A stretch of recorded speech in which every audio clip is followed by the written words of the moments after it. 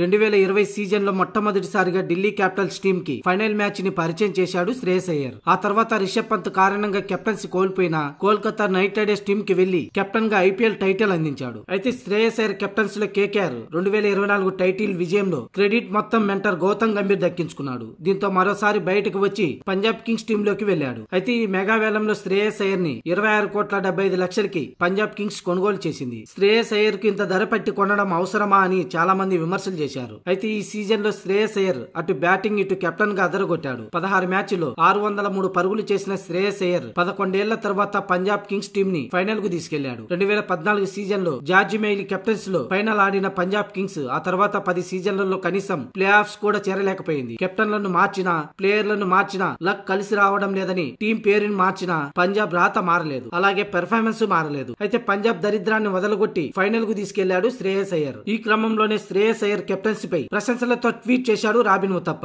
నేను చాలా సార్లు చెప్పాను, ఇప్పుడు చెబుతున్నాను, శ్రేయస్ అయ్యర్ టీమిండియాకి 3 ఫార్మేట్ కెప్టెన్ అయ్యేందుకు అన్ని విధాలుగా అర్హుడు. అతనికి కెప్టెన్సీ ఇచ్చి తీరాలి. అయ్యర్ స్మార్ట్ కెప్టెన్ అంటూ ట్వీట్ చేశాడు రాబిన్ ఉతప్ప. ఒకవేళ పంజాబ్ కింగ్స్ ఈ సీజన్ టైటిల్ గెలిస్తే శ్రేయస్ అయ్యర్ కి టీమిండియా కెప్టెన్సీ ఇవ్వాలనే డిమాండ్ మరింత పెరుగుతుంది. రేపు 3వ తేదీన Punjab Kings versus royal Challengers Bengaluru మధ్య ఫైనల్ మ్యాచ్లు తలపడబోతున్నాయి. 18 ఏళ్లుగా టైటిల్ గెలవలేకపోయినా ఈ రెండు జట్లలో ఓ టీం ఈ సీజన్ తో ఆ లోటును తీర్చబోతుంది.